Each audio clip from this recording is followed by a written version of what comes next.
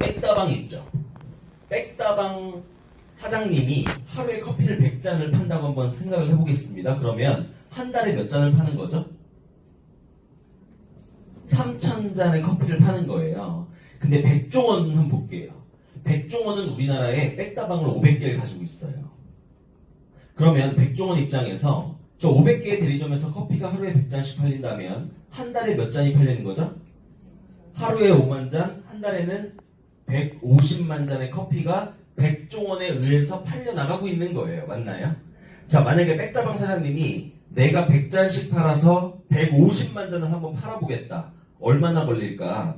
백종원이 한 달 만에 일으킨 어떤 결과를 백다방 사장님이 얼마 만에 일으킬 수 있을까를 제가 계산해봤더니 50년 걸려요.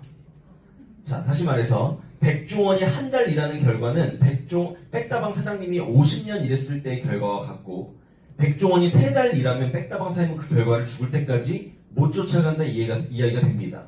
근데 한번 가만히 생각해 볼게요. 백종원도 백다방 사장님도 똑같은 사람이죠. 엄마 뱃속에서 태어날 때부터 24시간이라고 하는 제한된 하루의 시간을 갖고 태어난 사람이잖아요. 근데 어떻게 이렇게 말도 안 되는 결과 차이를 만들어낼 수 있는가? 자, 잘 생각해 보면요. 백다방 사장님은 영업을 하고 있는 거고요. 백종원은 사업을 하고 있는 거예요. 백종원의 시간은 24시간이 아니에요. 여기 있는 500명의 24시간을 자기 시간으로 만들어버렸죠. 500명의 백다방 사장님이 일하고 있는 어떤 결과물을 백종원이 본인의 수익과 연결시켜버렸죠. 그래서 백종원은 일을 하지 않아도 백다방, 새마을식당, 한식포차, 홍콩관점과 같은 대리점들이 돌아가는 데 지장이 있어요? 없어요? 지장이 없게끔 만들어 놓은 거예요. 그렇기 때문에 백종원은 지금 집에서 자고 있을지 어디 여행을 가 있을지 우린 모르지만 이 앞에 설른 백다방은 잘 돌아가고 있다는 거예요. 거기서 백다방이 돌아감으로 인해서 백종원에게 수입이 들어가나요? 그렇게 만들어놨다는 거예요. 백종원이. 이해되시나요? 그래서 결론적으로 백종원은 커피 혹은 음식이 팔려나가야 백종원도 돈을 버는 사람은 맞는데 백종원이 직접 음식 팔고 있나요? 그렇진 않다는 거예요. 그 부분이 영업과 사업을 구분질 수 있는 키라고 생각을 합니다. 자, 레버리지라고 하는 단어, 이 단어를 500명의 시간을 자기 시간으로 만들어버린다는 어떤 지렛대, 효율성을 가지고 있잖아요.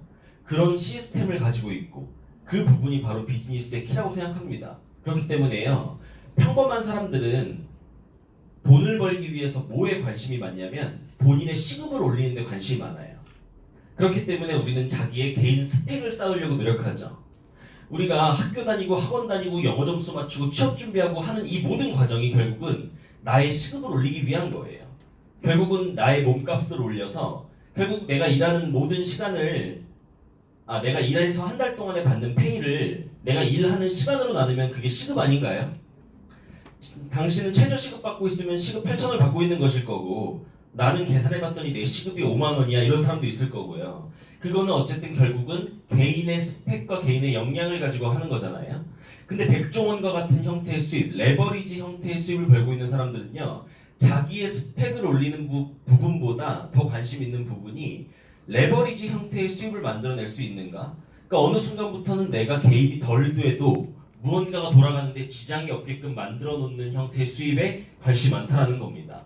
이게 보통 사람과 부자들의 생각의 출발점의 차이라고 생각을 해요. 그래서 뒤에도 말씀드리겠지만 내가 지금 열심히 시간을 들이고 땀을 흘리고 노력하고 있는 게 결국은 어느 순간 레버리지 형태로 전환이 되는가? 아니면 계속 내 몸뚱아리를 써야 되는가? 이 부분이 굉장히 중요한 차이라고 생각을 합니다.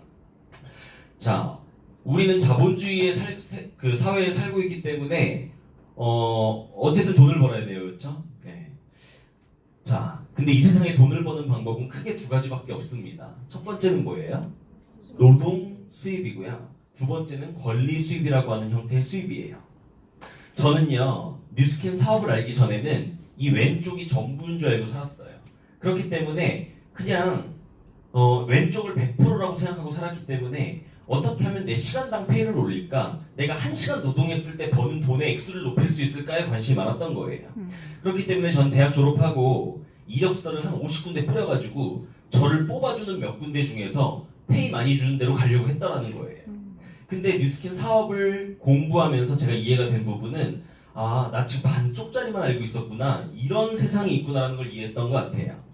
이 부분을 제가 이해하고 진짜 뒤통수 한 대를 얻어맞은 것 같은 느낌이 들었습니다. 자, 왼쪽 형태의 노동 수입의 특징을 말씀드릴게요. 시간을 들여서 노동을 하고요. 노동의 대가로 돈을 벌어요. 저 말은요, 너무 당연해 보이지만 시간을 안 들여서 노동을 안 하면 수입은 제로가 된다라는 이야기예요. 나의 노동의 대가로만 돈을 받을 수 있는. 그래서 이 왼쪽 분면에서는 돈과 시간을 함께 가질 수가 없습니다. 돈을 벌려면 시간을 들여야 되고 시간을 안 들이면 돈을 못 벌기 때문에 그래요. 이 세상의 95% 이상의 사람들이 이 왼쪽에서 삶을 살고 있어요. 자, 근데 이 오른쪽을 제가 열어드릴게요. 이 오른쪽은 뭐냐면요, 권리 수입이라는 형태의 수입입니다. 권리 수입은 만들기 위해서 시간과 노력이 당연히 들어가죠. 근데요, 이 시간이 그대로 돈으로 환산되는 개념이 아니고요, 시간을 투자해서 자산을 만들어요. 그리고 자산에 대한 대가로 돈을 법니다. 자산이 완성됐을 때쯤에는 내가 시간을 들이지 않아도 어느 순간부터는 자산이 나에게 계속 돈을 넣어주는 구조를 만들어낼 수 있다는 거예요. 이런 형태의 수입을 가지고 있는 사람은 이 세상에 5% 미만의 사람들입니다. 100명 중에 5명이 안 된다는 이야기예요. 이 권리 수입에서 앞에 권리라는 단어는요, 제가 이해하기로는 소유권리라고 생각을 합니다. 내가 내 소유의 무언가를 가지고 있고 내가 소유하고 있는 그 자산에 대한 소유권에 의해서 지속적인 수입을 발생시킬 수 있다는 거예요. 자, 선택할 수 있다면 어떤 수입을 원하십니까? 오른쪽으로 넘어가고 싶으세요? 네, 이 부분에 대한 제가 정리를 좀 해드릴 건데, 자, 뉴스킨 사업의 어떤 매력을 좀 말씀드릴게요. 이 사업은요, 정말 수많은 매력이 있지만 1차적으로 수입의 형태가 좀 달라요. 다시 말해서 우리가 흔히 일을 하고 있었던 노동 수입과 같은 형태의 일이 아니고요, 권리 수입과 같은 형태의 수입을 만들 수 있는 일이라는 게 첫 번째 매력입니다.